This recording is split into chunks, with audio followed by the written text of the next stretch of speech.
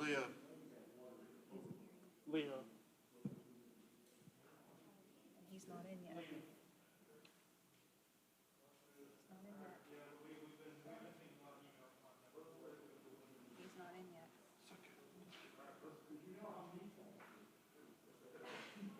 Where did he go? Did he leave? Check your participants. He's not He showing. doesn't have his video. That's okay. All right. So close this. How do you, But it should show his name, shouldn't it does right here. If you close that, Here, you close all Yeah, I this. don't want to do that. Because right now, Right they here? don't know. I'm saying right now, they don't know that Dave Neal's in here. So how do we tell them he's on there? We keep the participant list up, or can we do gallery view and stuff or something? Just like, that is gallery view. Leave it like that so they can see him? Yeah, that way they know he's on. That's what I was wondering, because if Normally it shows. he's not showing at all. We have that unmuted, that's unmuted, we just need to start recording.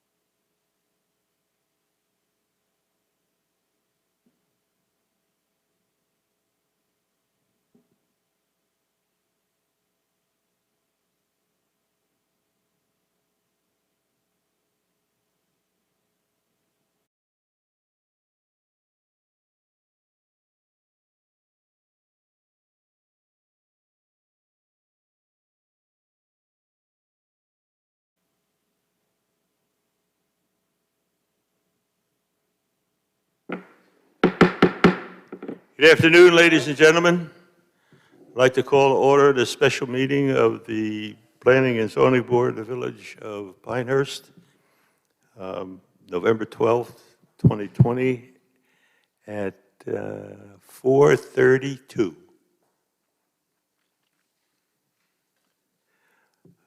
We have 5 members present in the room in person, 2 members doing the Zoom, being Julia Lambert and David Alzamora. Good afternoon.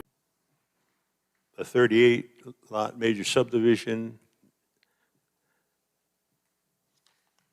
which was done via virtual process. And because comments were received from people that were viewing this meeting in the Zoom concept, we did receive a communication, and although we took action, the law requires that if we receive that comment within 24 hours of the end of that previous meeting, we had to reconvene and discuss the comment, talk about that, make a deliberation, make another vote, and hopefully that'll be the end of the application as far as we're concerned. Also, we want to talk about some draft language for tree preservation and landscaping standards after we dispose of the subdivision application. So Alex, if you will, please tell us about the communication you received in that 24-hour period. Gladly, thank you. As Chair Sanawaso mentioned, the board did conduct a duly advertised public hearing last Thursday. The board voted to recommend Village Council approve the proposed subdivision with the conditions recommended by staff, contingent on receiving no further public comment. Mr. Bethay did send a comment to staff within the 24-hour period, expressing some concern over what was brought up at the public hearing about the potential closing of a crossing either at Olivia Lane or at Arnett Street. We can all understand his basis for concern for that. So since then, I have been in contact with Mr. Bethay. All of our emails have been forwarded to you guys, either digitally or in hard copy, digitally for those who were attending this meeting virtually. And staff had Explain to Mr. Bethay the conversations that we have had with the Aberdeen Carolina Western Railroad Company, put him in contact with the contact staff has been discussing these matters with Aberdeen Carolina Western Railroad Company. Mr. Bethay this afternoon did state that he has received a message from Mr. Elder with Aberdeen Carolina Western Railroad Company and understands a lot clearer and what he needs to do to move forward from here. And he also looks forward to viewing the meeting from home. So it does appear that Mr. Bethay his comment has been addressed, and the comment that was received really was not germane to any action by this board on the recommendation on the proposed plat. Therefore, staff's recommendation remains the same as last week, that the board recommend approval of the proposed preliminary plat with the 2 conditions that are included in the staff report from last week, as well in your motion template.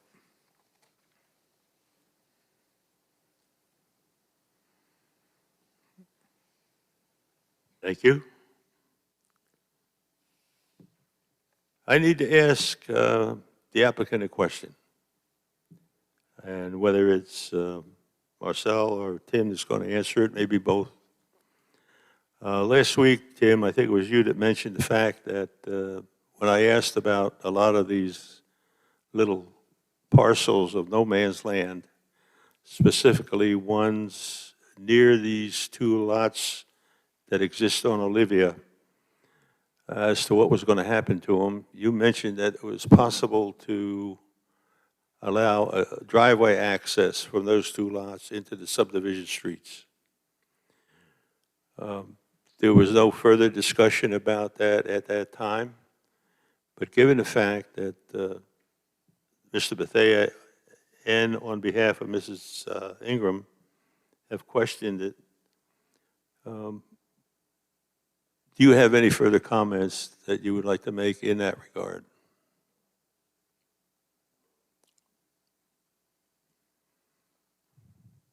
Yes, sir. So as we mentioned in the last meeting, there were the 2 parcels, or we'll call them common space, that connected Mr. Bethea and Ms. Ingram's property to the public right-of-way. That Marcel's belief and understanding is that if something were to happen relative to the Olivia Lane crossing in the Pinehurst South covenants or POA covenants, he was very willing to grant them access via those 2 parcels to what will be a public street in the event that they are needed. So he has, I guess, reserved the ability to do that or willingness to do that. How would it be done? Would it be just an easement, or? Right. It would be it would be an easement with a driveway cut. So we left a contiguous, or a piece of land that's contiguous to those 2 parcels and contiguous to the right-of-way of that, that's Road C, I think.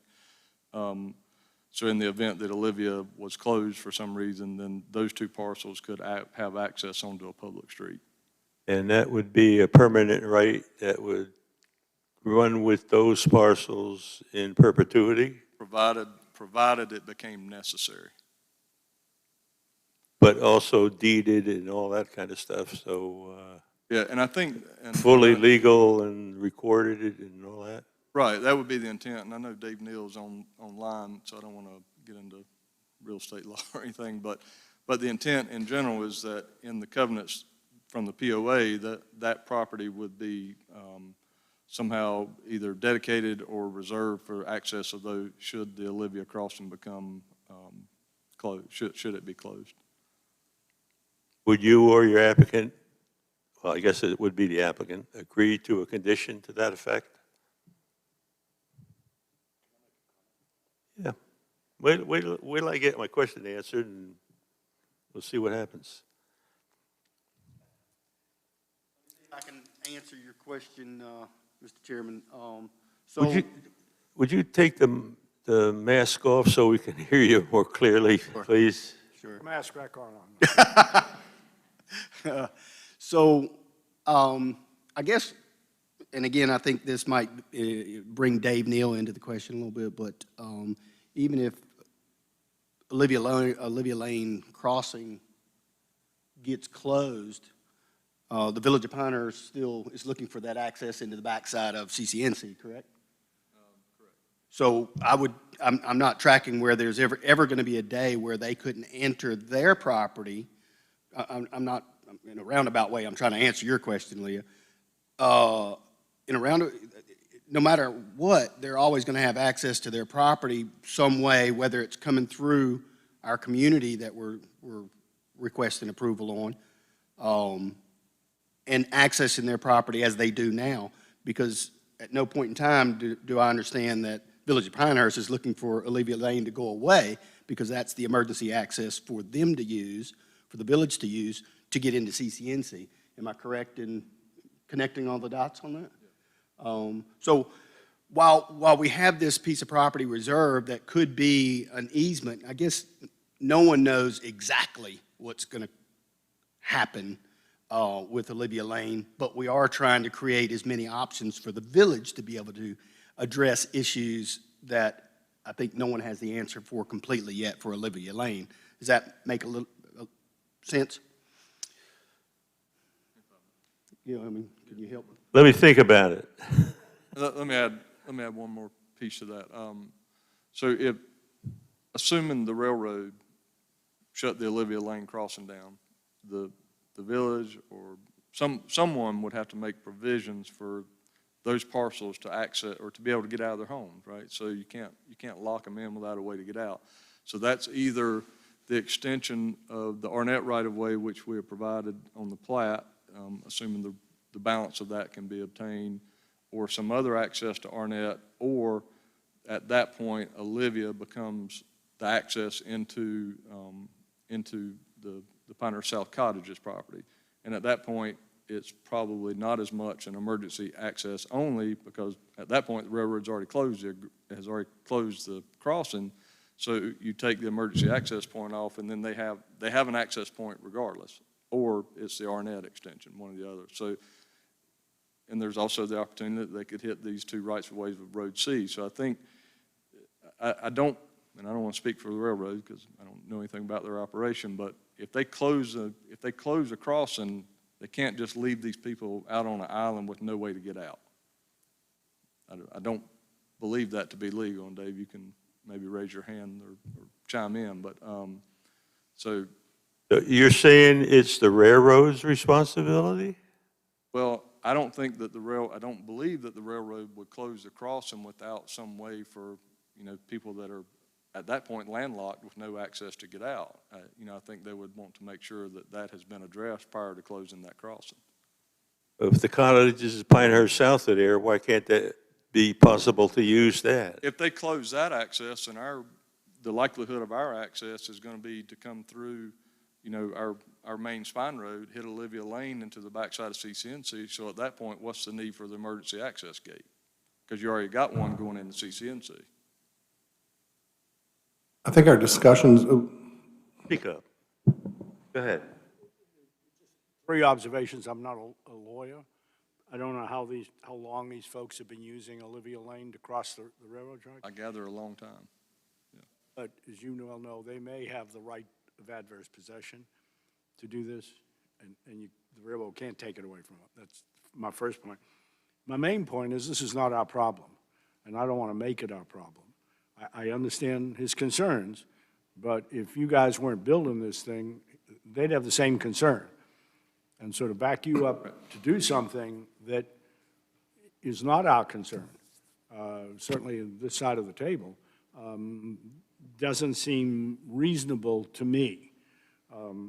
My third observation to you, Marcel, if you're going to have a homeowners association, which I heard you say, as you know, in the development I live in, we go out onto Fairwoods number 7 roads. And so I know that you cannot landlock a piece of property here. And we have the right to use the Inverary Road to get out to 15501 or the backside to Midland Road.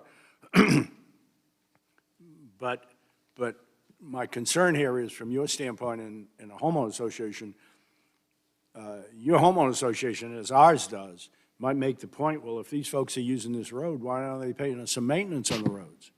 because you'll have maintenance included in your HOA. I just offer that to you, and I don't think you can resolve this today. But again, Olivia Lane is not our problem, and although I understand his situation, and I have sympathy for him, and I can empathize with him, this is not our bat and ball here. And I understand, and I just want to be clear to Ms. Ingram and the Betheas, that if the railroad, if Olivia Lane Crossing closes, then your fire trucks are going to need to get through town streets, which will be in our subdivision, to get to the backside of CCNC. And to get to the backside of CCNC, there's already a siren-activated gate there. So at that point, there is no need for a second siren-activated gate, so they could theoretically come right down Olivia Lane and hit Road 8 and be on a town street, and everything's fine. We had that gesture of, the adjoining properties in the event that it was needed. But if it closes, then I don't see why you would take our emergency access gate down, and it's just a pass-through street, and it gives them access, and our roads will be town street or village streets. So, to me, that resolves it should that happen. In our discussions with the railroad, what the railroad is seeking the village to support or find ways is long-term alternative solutions to that Olivia Lane crossing. So things like what we've recommended in this plat, that emergency access down to Olivia, which could someday be a full access, that's an alternative. The road connection that we're showing going to the west to Arnett, that's an alternative. And I think that's really where the railroad is really recommending that we go, is try and find those solutions. And I think this plat does a good job of at least starting down that path to getting to those solutions. Alex, you said Mr. Bethea was satisfied with whatever information he got? So I will read verbatim Mr. Bethea's email to me this afternoon. Thank you for responding back. I did get a message from Mr. Elder, and the issue with the railroad crossing is a lot clearer to me now, and we now know how to move forward from here. There is no need for a meeting. We look forward to the town hall Zoom meeting.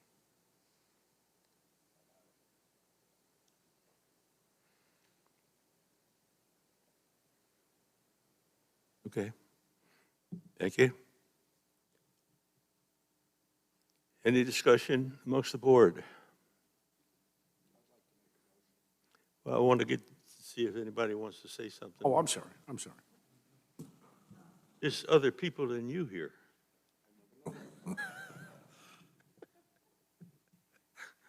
I don't think we need to make that a condition on our proposal. I think it's going to resolve itself, and I don't think we can it today.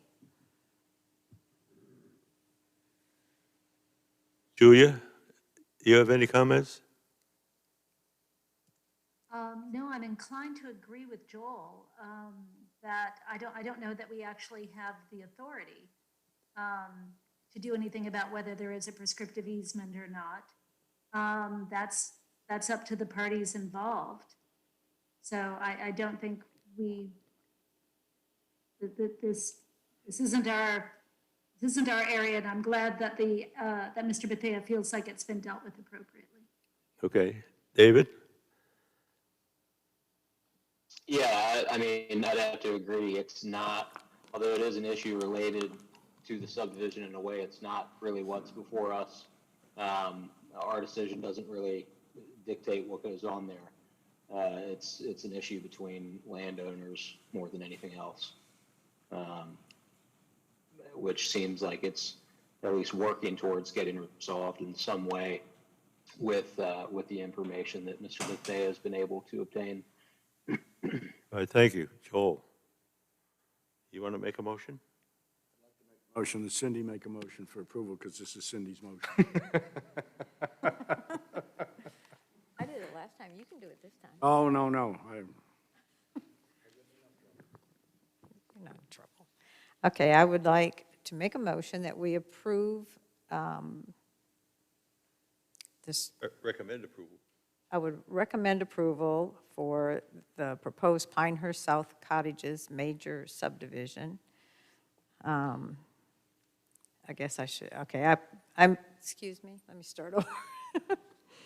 I move that the Planning and Zoning Board recommend approval to the Pinehurst Village Council of the proposed major subdivision with the following conditions. All dwelling units shall be equipped with a fire sprinkler suppression system as approved by the Village of Pinehurst Fire Marshal, unless the village's current lease agreement with the Aberdeen, Carolina and Western Railway Company is renegotiated to permit emergency secondary access to the subdivision. Prior to approval of construction drawings, the applicant is to provide information acceptable to the village that an emergency access drive can be connected to Olivia Lane. And the second condition is a site distance analysis be performed and sealed by a qualified licensed North Carolina professional engineer with transportation engineering experience for the proposed intersection with Blake Boulevard to confirm compliance with the AASHTO and the NCDOT requirements noted in the village's ESSM as part of and prior to approval of the construction drawing submittal for this project. Motion made by Cindy. Do we have a second? Second. Second by Joel. Voice vote. We'll start with David. Aye. Julia. Aye. Philip. Aye. Jimmy. Aye. Cindy. Aye. Joel. The motion is approved unanimously. There will be documentation forwarded to Village Council with the recommendation for approval with those two conditions. Any comments? Thank you for your patience. Thank you. Next item of business is a discussion about potential draft language for tree preservation and landscaping standards.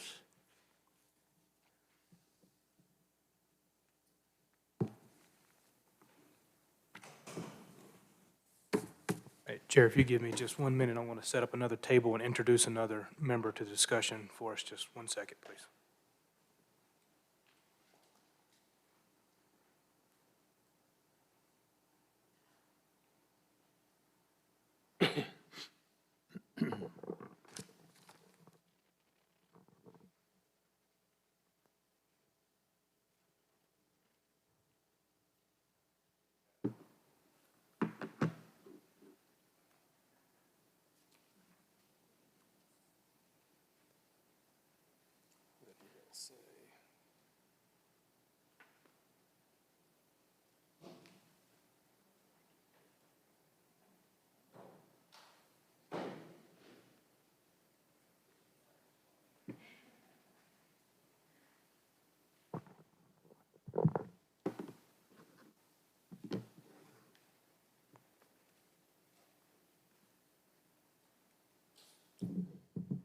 All right, so this is going to be a carryover from the discussion we didn't really get to last week. Staff has forwarded material to the board for some draft language that we have been working on, I would say off and on for a period of, I'm going to go. February 2018. And the initial proposal began as a working group with this board and staff, and then it evolved to a much smaller group with staff, and then further evolved where we've actually gained some good traction. About 14 months ago, give or take, I think, Kathy Lyles, who's here in front of you now, she's an on-call senior planner with us, and we get to utilize her when our plates are a little too full to help us, and she has been the most instrumental in getting this draft document that we have now. So off and on, we would sit and we would meet and we would hash out and most likely start all over with every meeting from the approach that we had started from the previous time we met. It's been difficult to get something this material to you guys, but we are very pleased to finally get to that point. So both of these sections, draft sections, apply to different parts of the PDO. One is section 9.5, which is basically our landscaping requirement section. And then the other section is 9.14, which is the section for single-family development. We tried to really take the approach to what we feel was within our statutory bounds to protect buffers. So buffers for visual screening, buffering of noise, of light, sound, and also have privacy between neighboring properties. So we looked at a requirement of planning based on linear footage of the applicable front, sides, and rear of the property lines. So we understand that not all properties are all that linear or have nice, neat front, rear, and side yards, so we're going to have to define that a little bit better. So you guys have had this for a good week now. There's also been a helpful diagram that Kathy prepared for us last week that's been forwarded on. You guys are getting a hard copy distributed now as well if you didn't have one previously. So the diagram kind of helps lay out what we mean by rear buffer yard, front buffer yard, and side buffer yards. And they're going to be based on the applicable building envelope or building setback lines for that zoning district that the property's in. And this example here for what we, with the current number that we have, we're going to pull this up on the screen if that's helpful for those. Looking at a ratio requiring 1 tree per 15 linear feet along the front yard, a requirement of 1 per 35 linear feet for side yards, and 1 for 25 for rear. So you see, we get this diagram. I think I'm logged in. I don't know if you need to log in. So with a sort of a typical example of a meat and potato lot that we have here in the Village of Pinehurst, an R10, so you're talking 10,000 minimum square foot lot, a dimension of basically 105 foot square. That would leave a requirement of 7 trees in the front, 3 in the side, and 5 in the rear. 3 on each side. Correct. Kathy, good afternoon. Good to see you again. Question I have when we first started this discussion with regard to trying to control how much existing vegetation would be taken from the existing buffer yards. To minimize that, we were talking about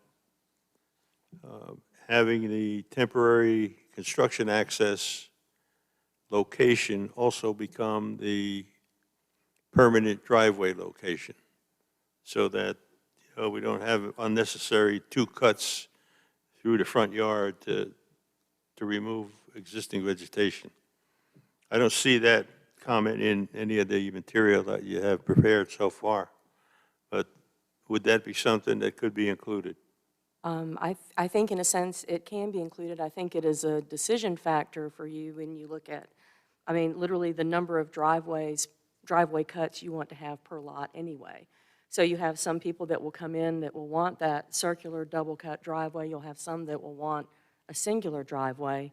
And some of that could feed off of an initial temporary cut, for construction clearing purposes. But because we shifted direction a little bit along the way, it's not necessarily beneficial for people to put any more driveway cuts in there than they need to, because I think it comes with an expense of planting trees. So, I mean, Darren may want to weigh in on this one as well, but we took just a slightly different approach, and I think that's why you don't see that driveway cut. But I also don't think it would be that difficult to add it back in. Yeah, and what I didn't get to state clearly before here with the lead-in is the approach that we took is, with a number of required trees, either A, to be planted, or you could get yourself credit for preserving existing vegetation. So it's an incentive to not remove as many trees as possible. So even if there are going to be multiple driveways, the number as it currently states, of plantings would still be required. So there again, it still incentivizes those to consider their layout, or they're going to, in relation to removing existing vegetation, or they're going to have to come right back and knowing they're going to have to plant extra trees if they do take them down. Yeah, that's exactly true, and that was kind of that was the incentive part by creating, by now going to a yard creation and having a plantings by yard.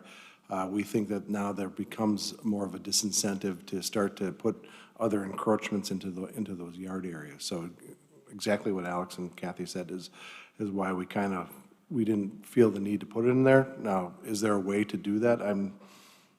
We can consider that. I can't think of anything off the top of my head. Do you have any immediate thoughts on that, Kathy?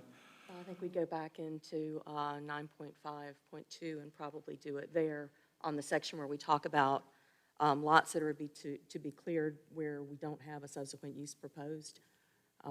And that would be a place where we could ask them to identify their construction access as part of that process. I definitely agree. I think that might be the best place to capture it. What is very complicated, guys, with this is that it does involve two very different sections of our development ordinance, and just how in the heck staff's going to be able to administer this. So that's why we tried to mirror similar language for both sections. But a lot of the feedback that we've been hearing in these forums is the folks that come in without basically a development approval from the village, i.e. their permit to build their house. They just go in there, they've got the lot, they're going to just have a contractor go in and just completely clear the site, and then move on, and then the lot sit vacant and cleared for a number of months before a development permit is obtained to start construction on the house. So there's not really this thought of how it's going to be designed, how it's going to be. It's just get in there, take everything off, and then we'll worry about, then we have a blank canvas to go from when we finally get to that point. So if we ask for, when now we're proposing, if you don't have a development approval from the village, if you don't have your building permit yet, and you're going to remove trees, well, you've got to come get a clearing and grading permit, and that's where we're going to catch you with these other requirements, and that's where I think we can build in show us where how you're going to access the site with this heavy machinery. Show us if you're going to preserve any trees, how you're going to protect them so they're not impacted by this heavy machinery. And then on the latter end, when you come and get your development approval from the village, your building permit, then we could match up that the driveway potentially then is in line with your construction drive. So I think that if we stick it in there, that's a good place to start. That's my 2 cents. You don't need my permission to speak. No, you don't. You're the elder here. Oh, I know. This isn't a concern, it's just an observation, but oftentimes it's easier to pay the penalty than ask for permission. And so unless the penalty to clear cut a lot exceeds the cost to the builder to work around the restrictions, I suspect you just may get a bunch of $2,000-3,000 checks, and that's the end of the story. It's just my opinion. I mean, I've seen all too often people do this. And that's why we did build in the trees removed in violation section, where if you do and go into that situation in clear cut, we then have if you look at 9.5.1.6, trees removed in violation, protected trees removed in violation, we have a schedule that you'll have to plant back, what is that, a 2-to-1 ratio of the trees that are removed. So I think we started at 3-to-1, we backed it down to 2-to-1, but there is a disincentive. So if somebody comes in and clears these trees, there is somewhat of a disincentive. It's not going to be a full disincentive because the only thing that's really going to apply is the planting requirements for the buffer yards. Just the real deterrent to me, to a builder, I'm not a builder, would be I don't get my CO.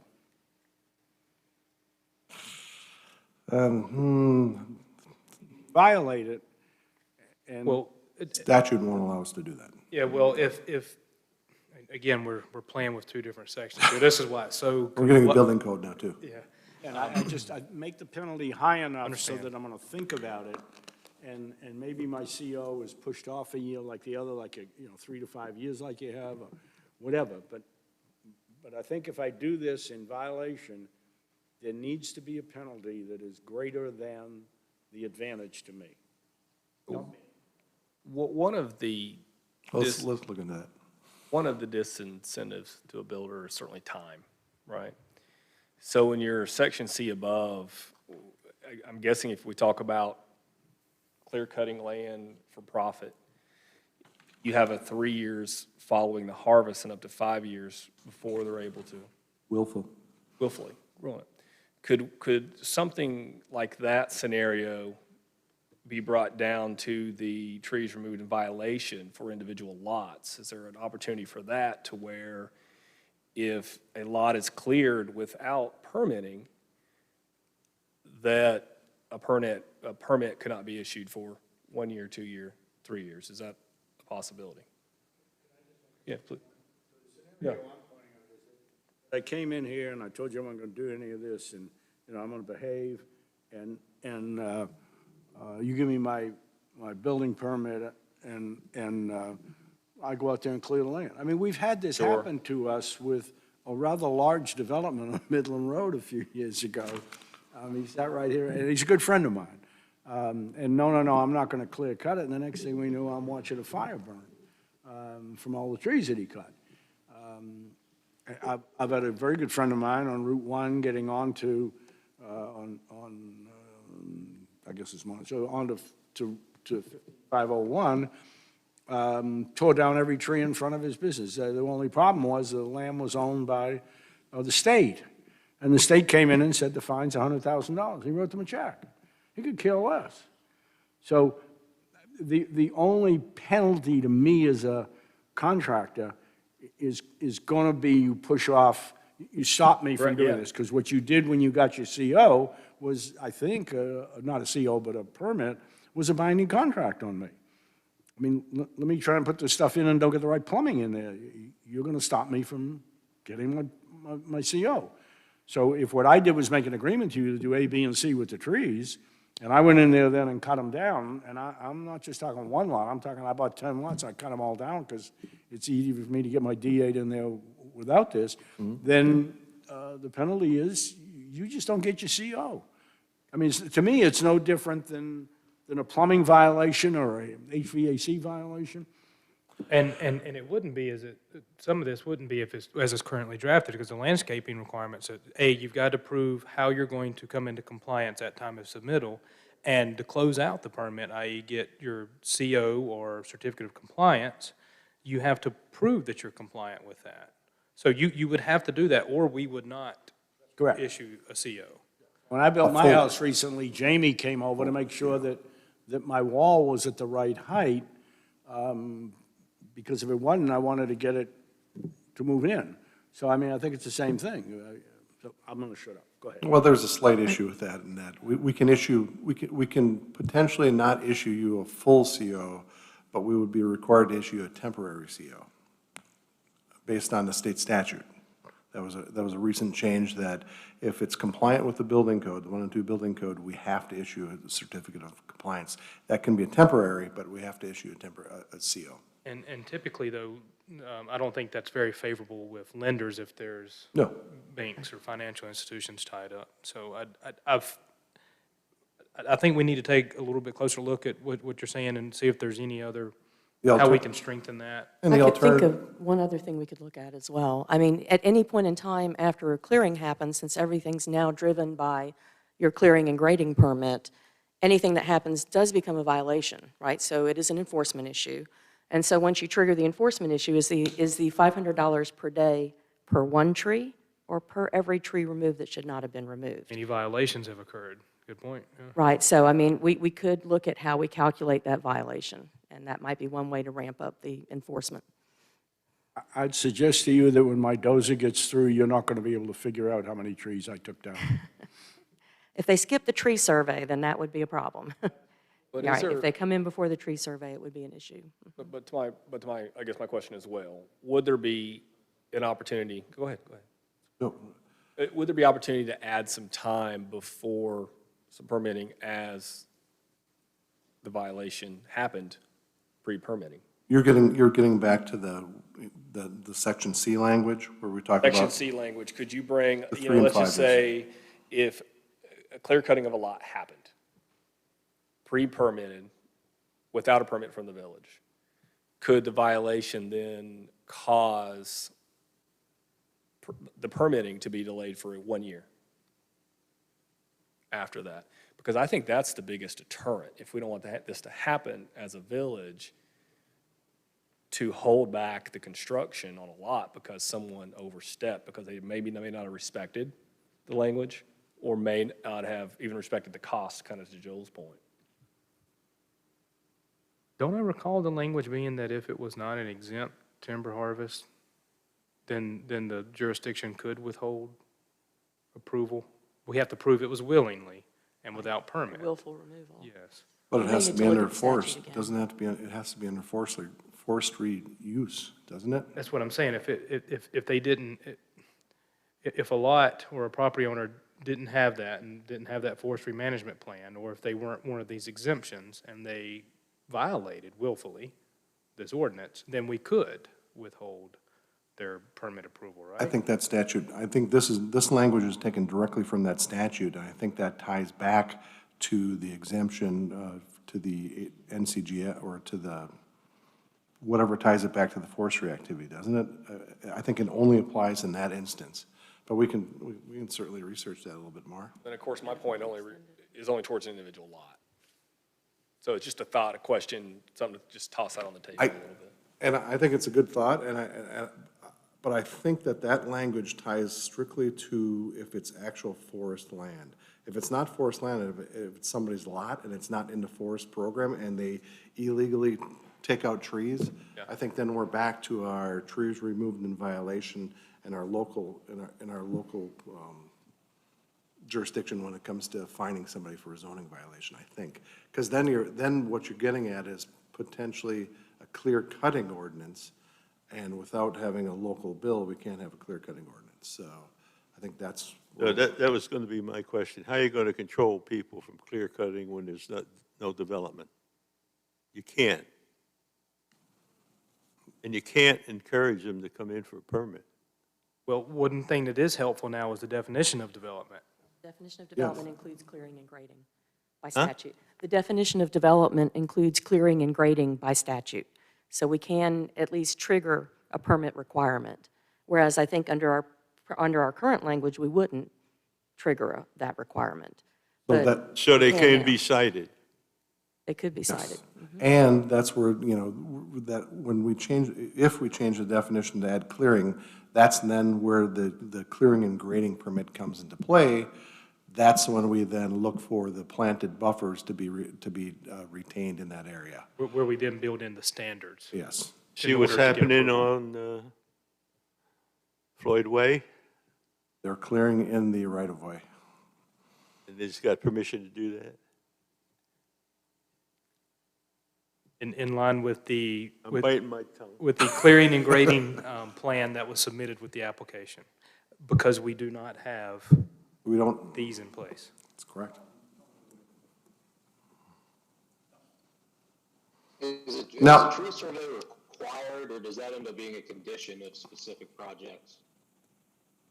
So, David, if I think I caught that right, I think you're thinking bigger picture here, like if it was like associated with a proposal like we just got done acting on. Is that right? Like a major site plan, a major subdivision? Is that what you're getting at? I mean, it's just, I assume it would be cost prohibitive to make it a requirement for every single one.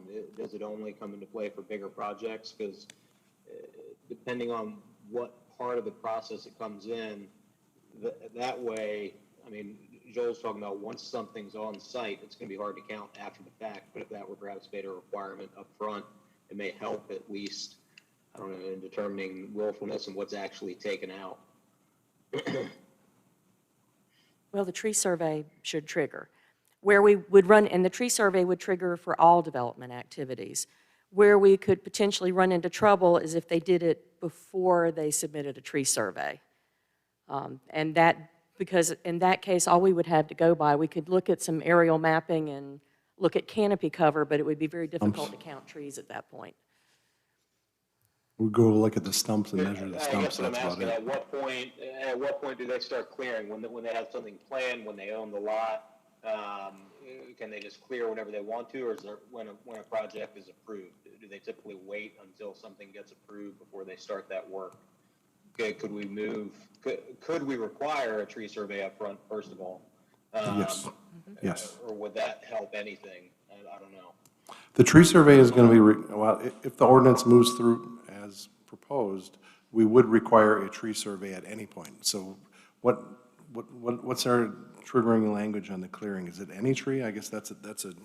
We're looking for protected and specimen trees, so any tree 8 inches or higher. And then we encourage the identification of all trees, because say they know that they're going to have a future development activity and they don't have enough trees to meet the tree requirements that are in there for their buffer requirements, they could come back in and preserve maybe a 3-inch tree or a 5-inch tree and get some credit for the trees that they did have. But we really want them to protect those 8 inches and higher trees. So that's supposed to be identified up front before any development activity happens or before any permit application really is submitted. They would need that to come in as part of it.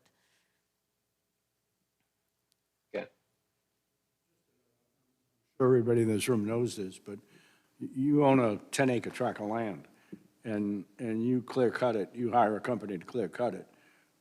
They do it for nothing, and if you're smart, you can get some money off the trees, but they'll, at the very worst, they're gonna cut them down for you for nothing and take the stumps out. So, enormous advantage to clear cut from a construction standpoint. And that's why we think with the proposal, it's kind of a carrot and stick proposal. We're saying now that you have to, we're creating yards around everything now. Every property now itself has some type of buffer yard, and it has some type of buffer yard requirement. So we've built in that requirement based on the spacing that we've laid out. We've also now are trying to incentivize retaining those trees by saying, hey, we'll give you a credit for these trees. So we have to try and use that carrot and stick approach outside of having an actual clear cutting ordinance, which we don't think that we can have without having a local bill. So I guess that leads us to the point, do you think and I know, Philip, we've got some points of clarification and discussion that we need to get to and talk through, and with the other members, but I guess, is this a good approach? Do you think this approach is solid? I mean, we can work through the fine details and we can talk about some of the other things, but do you think this is a good approach that we should keep moving in this direction? Because if you don't, because we can always play with the spacing, we can play with, types of trees, all that kind of stuff, size, calipers of trees, but if you don't think that this is a good approach, then we need to throw this one off the cliff and go somewhere else. I personally think it's a good approach, and I think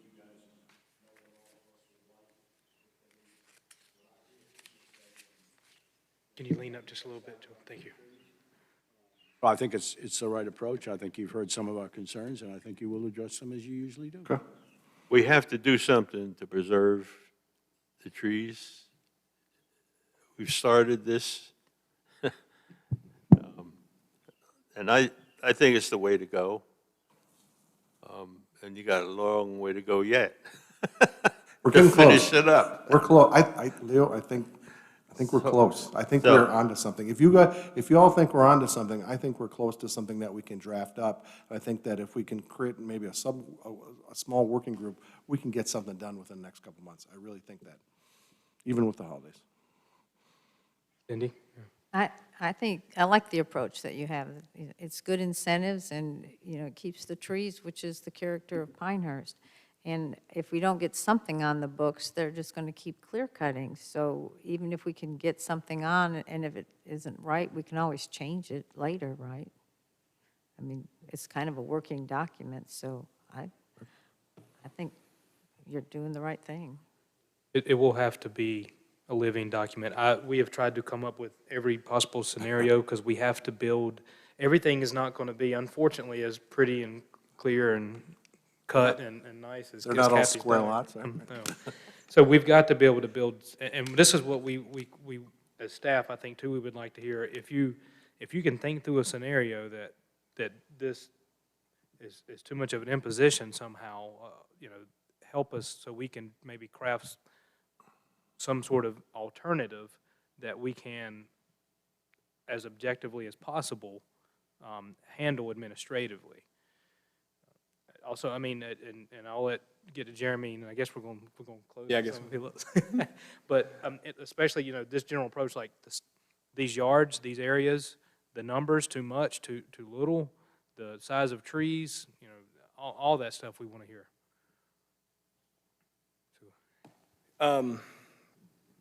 My thoughts are tying this process to the permitting process, to the construction process.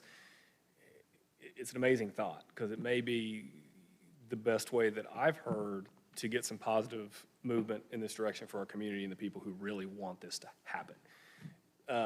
Because it's hard to tell a landowner what they can and cannot do. Certainly if it's a homeowner who's living in their house, and I don't think that's the direction that this is going. And I think that actually helps define that better than any other thing we've talked about. I would just suggest that we are as specific as we can be. Certainly when we talk about tree surveys, I don't think that we need to be prudent there. Luckily for us, I think we live in an area, in a community where we're abundant with trees today. I don't think if I'm the builder and I'm walking and starting to do some plans and or a developer, I'm not typically looking at a piece of property today that I can't work within these bounds. So I wouldn't be afraid to even up our diameters a little bit. I don't think a developer, there's always going to be the train of thought from the developer saying that regulated costs drive up cost of construction and in turn results a higher price living. But we're not living in the Sahara here. I mean, we live in Pinehurst, North Carolina, where trees are everywhere. There's working opportunity. And so I would just, hope that we're specific so we can give the staff a lot of flexibility to make these decisions and make the calls as they feel prudent when issues arise. And I think the specifics around the land survey, specifically verbiage when it comes into what is a protected tree, state protected trees, I don't think we have to worry about being specific here. I think a lot of builders actually may appreciate that. And that's really where my thoughts are.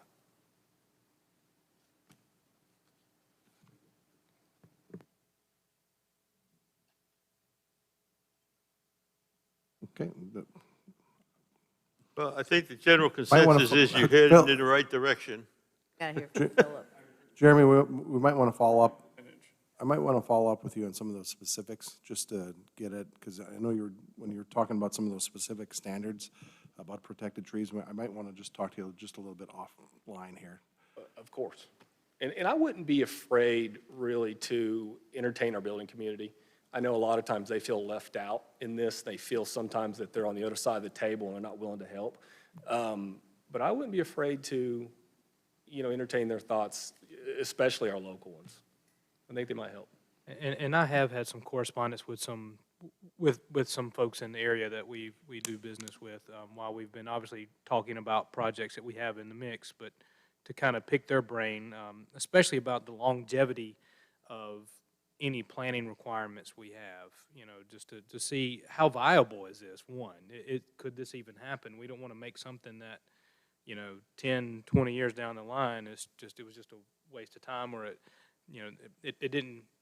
we didn't build something in the language enough to allow for what we want 20 years from now, that we had some type of negative impacts on that. So I've gotten some feelers there, but that's a good point. Any general Thank you. thoughts, feedback that you can? Pretty decent approach. I think they think, and again, one of the approaches that we tried to take is that we know we have to make this as objective of a standard that staff can administer.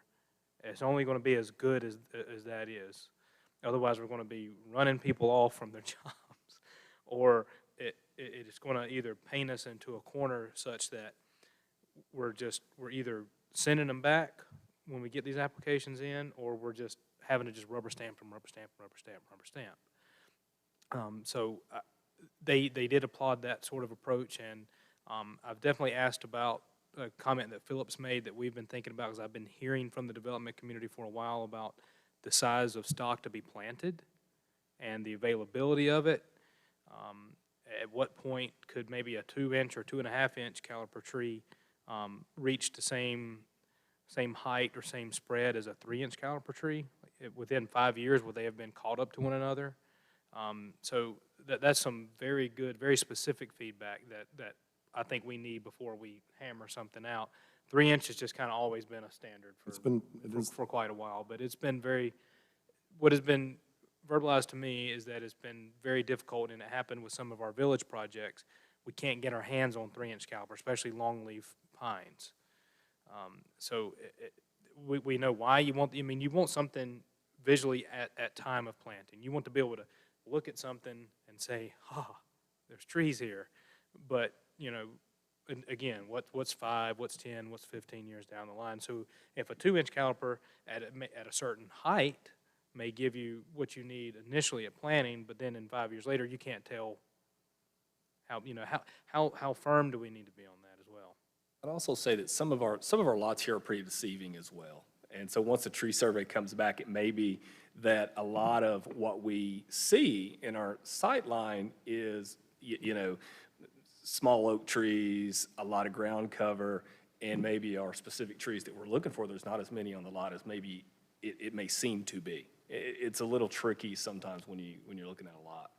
And I think that's something that we just talked about today. We just thought about, we really need to think about what type of plantings, because you don't want a row of nothing but pines, or you got to have a mix. You got to have the understory. You got to have large trees. You got to have small trees. You want a flexibility too. You want it to be something that would be native to this area and look like it should be here, but not just a uniform type of planting that doesn't achieve the result we're after.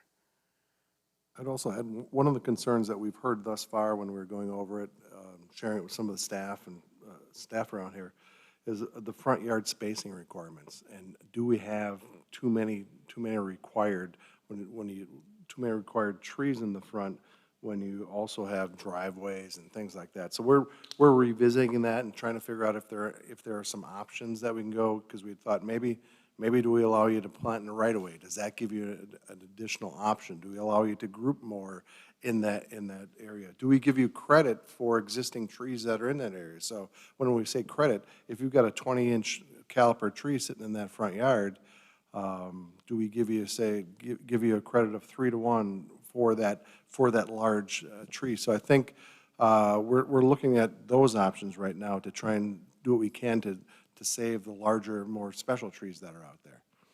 So those are some comments that we've heard. Yeah, I was wondering if the driveways were included in your linear footage. They are included. They are included. They are included. One of the questions I emailed earlier today. Yeah.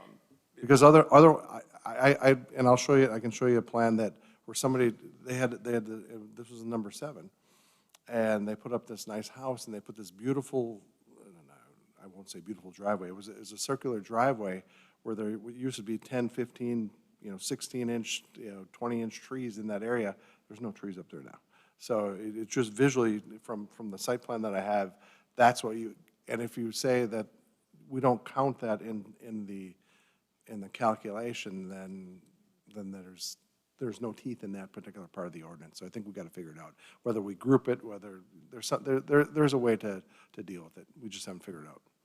My primary issue, I think, is if we're you brought up the density up front. I mean, we say that the purpose of this is to reduce visual effects, impacts of traffic, noise, dust, odor, as well as protect the privacy of neighbors.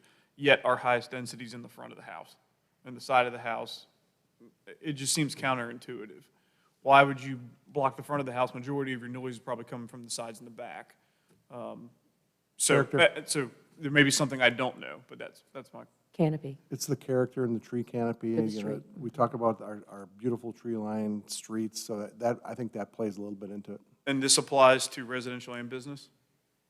This applies to residential, it'll apply to single-family lots, and then it'll apply to, if you had just had a large lot that had no development proposed to it, it'll apply to that. To the non-residential, we have a landscaping ordinance that applies to that, and Yeah, it has so- the buffer requirements. Yeah, so any of your non-residential, like landscaping requirements for residential development is not proposed to be changed at all with any of the language we have here. Yet. It could change. So We're Phil, if gonna you look want to at go that, beat them up. So, and again, in order to buffer differing uses, like if you have a multifamily or a non-residential development up against a neighborhood, we got that perimeter buffer requirement. So that's proposed not to change. But the intent would be, say, office or retail spaces, maybe not to buffer those from one another, you know, to have that also. But, you know, there'll be parking lot landscaping requirements that are still in, you know, to keep down light and glare, stuff like that. So that's not changing unless, as Darren said, vacant lot, you're going in there, you don't have your plan approval, you just want to start taking trees down. Yeah, I get it. I mean, but the stated purpose of this is different than what we're saying in person here. We're saying we want that canopy up front, we want it visually appealing, but we're actually saying it for these listed other reasons. I mean, and I get it. It's government. We have to put something in writing and say that. But it just seems to me the density up front just seems excessive. I'll just put it on the record. Good, and that's what we want to hear. Maybe, do we want to go at 1 per 25 at the front? You know, that we've ran some numbers as staff, we've grabbed some example site plans and seen what it looks like. And I think there may be some concern. I mean, I think I've seen it on a couple that it looks like that might be a little difficult to squeeze that in there. However, you know, the argument goes back to, well, if they know the requirements there, then they've got to think about that before they design their site and pick their house, or if they want to choose to purchase that lot, maybe they find another one. So we've got to try to find that happy medium somewhere. So definitely what we want to hear from the board overall, or if, Philip, if it helps you, if that number stays pretty close to what it is, do we put something about our tree-lined streets in here for our reason and our intent? And maybe that helps clearly state what we're after as well. Or alternatively, we can increase these, we can adopt the same standard along the sides as well. Well, I think And that's- also, I wouldn't want to do that. I'm just telling you. I'm just giving you options. the spacing requirement maybe needs to be a sliding scale depending on the size of the lot and what zone it's in. And yeah, good point. Well, that's why I think we grabbed Well, it's still, just what it's the still linear based foot on of a the linear lot. footage, yeah. So that's So your it applies sliding equally, scale is- yeah. It is a ratio, right? So it's 1/15, but if you had 3 in one area, that kind of could count for 45 feet. Is that the way, Brittany, or am I incorrect? As long as they meet that 7.5 on center for the front, say, right? So if there's, yeah, so it doesn't necessarily have to be A grouping one every requirement. 15 But we did feet. provide some it does build in some flexibility. So as Yeah. staff, you could sit there and say, okay, you've met your objective here. We're good to go. Yeah, especially if there's conflicts with utilities, I think how we placed it, driveway Driveways, locations, et physical cetera. Because conditions. especially in the front is where we're probably going to run into our biggest issue on both a site design standpoint as well as village planner reviewing and approving. Because there's utilities, there's overhead, there's underground utilities. You want someone to be able to have a driveway, and maybe they can have a really nice driveway. Maybe they have a circular drive, even if it takes out several 16 DBH trees. But yeah, we will be, there's only so much we can do as staff as far as approving any type of a deviation from a standard we place in there. So we've got to be very specific about why we would give allowance for an alternate spacing or plantings or location. And it's got to be as objective as we can build it. I guess that was my point earlier, but I guess in my mind, I'm thinking a 10-foot wide driveway. And if we're trying to get every 15 feet, then basically I got 2.5 feet on each side of that driveway where I guess theoretically there would have to be a tree. So then that puts, of course, how close to the driveway are we going to end up having the trees?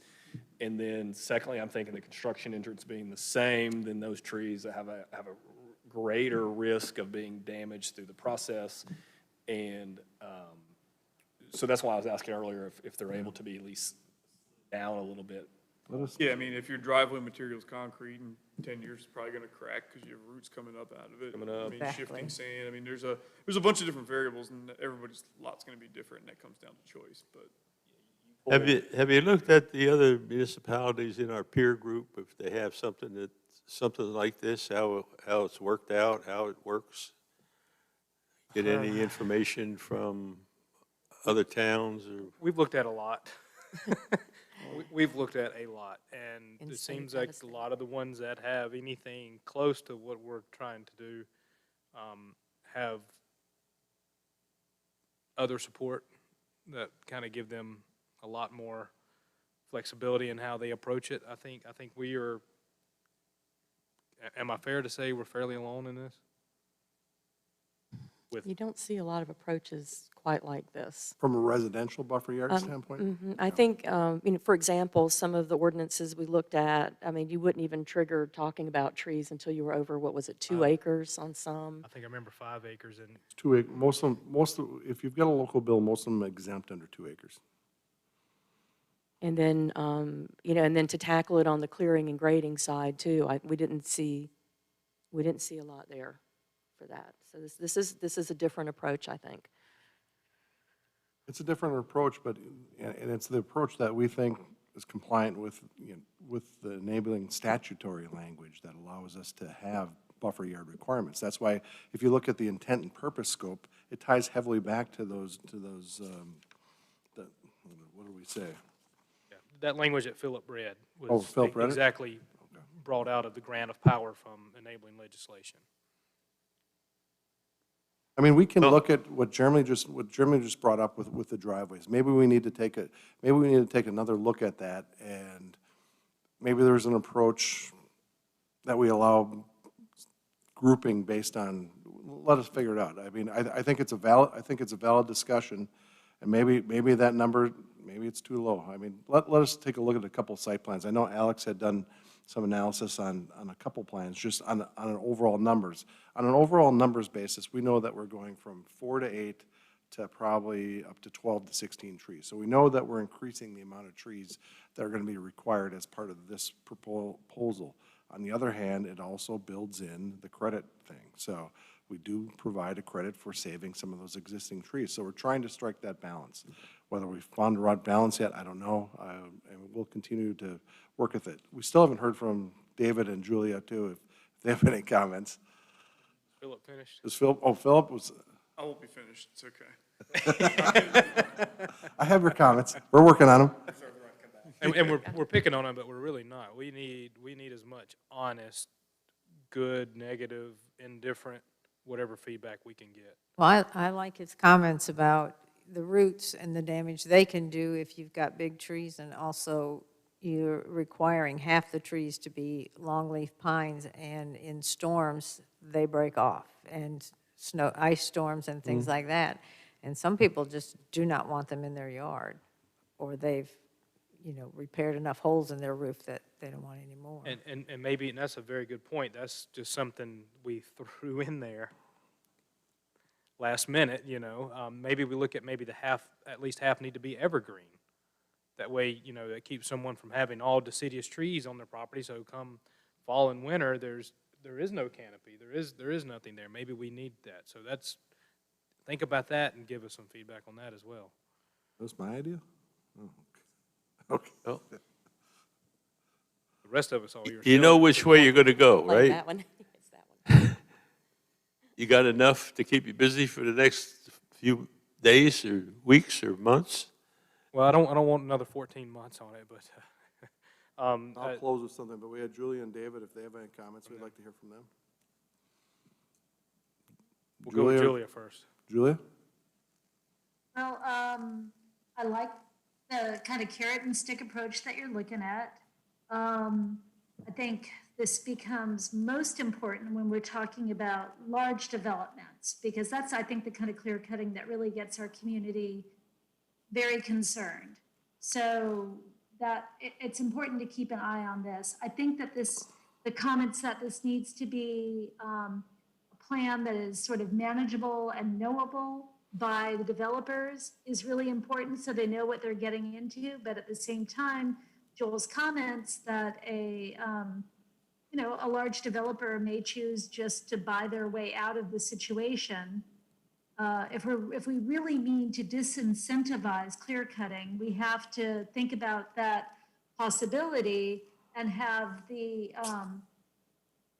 appropriate remedy in place. I like that violation clause that you've got in 9.5.1, where there's a 3 or 2 to 1 plant back. I think that that's going to be important. The last thing I would imagine that you may want to look at is what kind of damage gets done to trees by development itself, with bringing in heavy machinery and going over root systems of existing trees. I know that in one of the iterations we had previously, Leo, I think you in particular had looked at that and, large trucks coming in. I don't know if that's anything we can do anything with, or whether that's mitigated by that plant back. But it is just an element to keep in mind that I know we had looked at previously.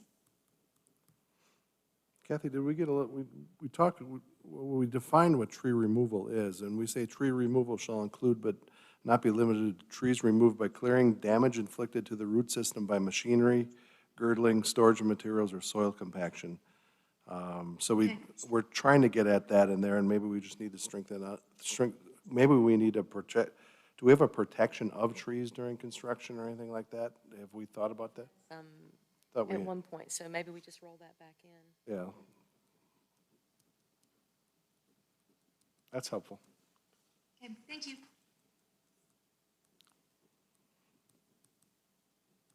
Okay. Any other thoughts, folks? David, we got to hear from David. I think it's a good start. If anything, it just encourages more thoughtful development.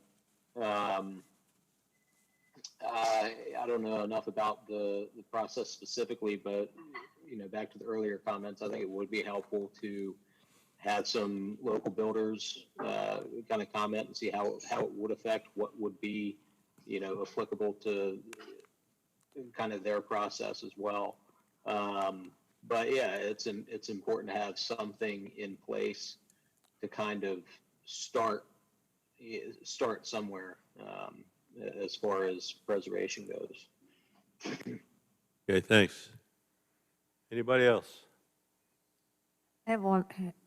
I know there's not a lot of lots that are left. Oh, yeah, there are. More than you would think. Good morning. Oh, and because I was wondering, if most places have 2 acres or greater, I wondered how many lots we have that are less than 2 acres. Because when you get a small lot and you're putting dump trucks on there and other, trailers bringing in equipment, it does kind of tear up the trees and the property. So I didn't know if you had considered that or looked at that, or. That's where we started talking about the protected trees and how to, we've seen various ordinances that have actual tree protection requirements for fencing, and if you actually damage a tree and it has to come down, then you're gonna have to replace it. So it'll be essentially be a tree removing violation. So if we put something like that in, would you consider adjusting the disproportionate credit towards violation? If there's going to be additional measures to protect the existing preserved trees?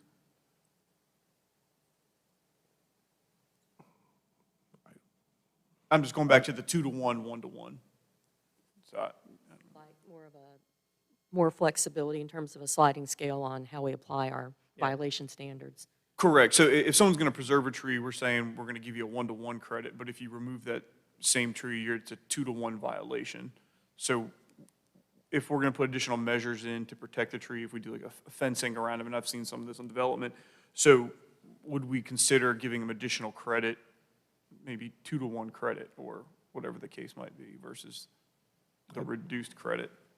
I think we're all about trying to find reasons to give people credit to save trees. I mean, I think that's anything that we can do in that regard, but there has to be, the other side has to be there. There has to be a planting requirement that there has to be some financial incentive to save that tree. And if on the other end, it's because we're requiring you to plant too many trees, well, I think we haven't found the balance. Well, I mean, if the cost to end up fencing and protecting the tree is more than cutting it down and planting more, then you're not doing that anyway. At the end of the day, the idea is we want to preserve as many trees. And if people are planting trees, that's still regenerating the canopy. I mean, those trees are theoretically should be here for the next 150 years, depending on what the species is. So I think at the long term, as long as we keep planting more trees, we're going to keep renewing our forest.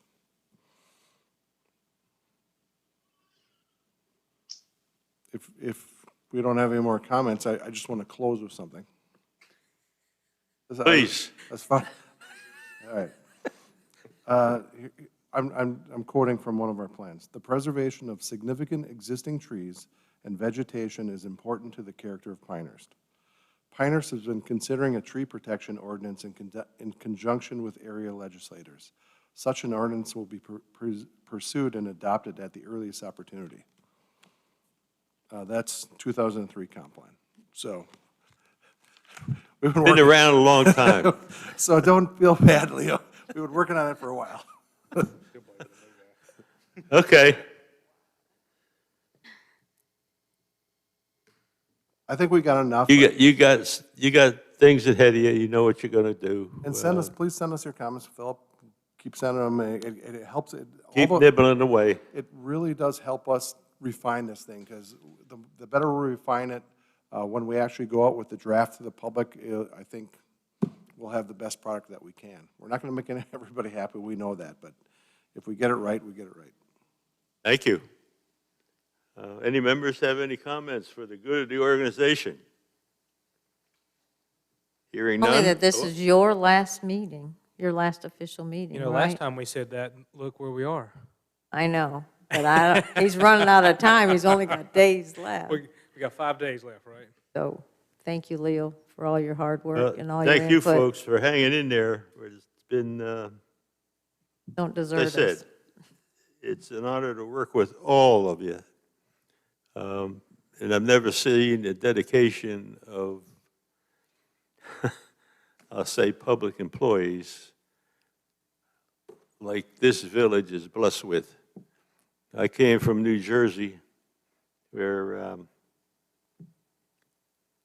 if you ever thought of a municipality trying to self-govern itself, you'd probably be lynched, drawn and quartered, and thrown in a steel mill furnace or something. But the people here really do a great job, and I certainly have been honored to work with you. I consider it a privilege from the top down, and I don't want to name names because I want to leave somebody out, and that's not going to be right, but there's an awful lot of work to be done in the future. A lot of it's going to fall on P&Z, especially with updating the PDO. And God, I hope these focus area plans get started and finished so that we can go to work on that also. Thanks for your support, and I'll be around agitating.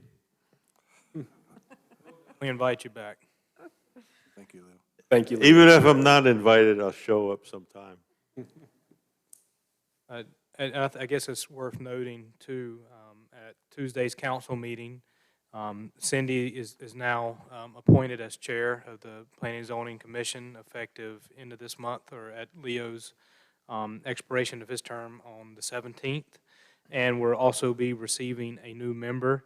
Some of you know him. He has attended several of these meetings and public hearings before as Jack Farrell, who's also most recently served on village council to fill out a vacant council seat. So he is very much aware of the process and procedures of what this board does, and staff will be scheduling his onboarding very soon. So he will be ready to serve at the December meeting, the regular meeting.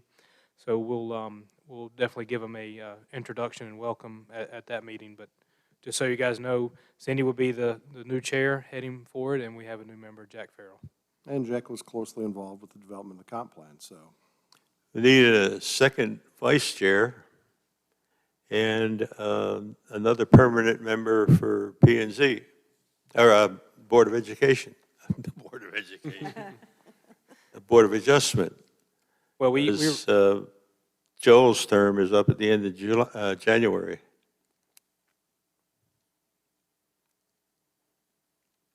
So, if you know anybody. Applications. yep. Joel's first term, your first term. You can go, his first term is up of reappointment, correct? Yeah. He's trying to talk you into filling out your second 3-year term. He's trying to talk you into filling out your second 3-year term, so please consider it. I had an old first sergeant when I was in service. He said, "Men's, we got a lot of work to be did and not enough men's that did it. But we got to do it." Do I have a motion to adjourn? Next meeting is December 3rd for you that will be around here. I move that we adjourn. Second. Motion to adjourn, seconded. All in favor? Aye. Meeting adjourned.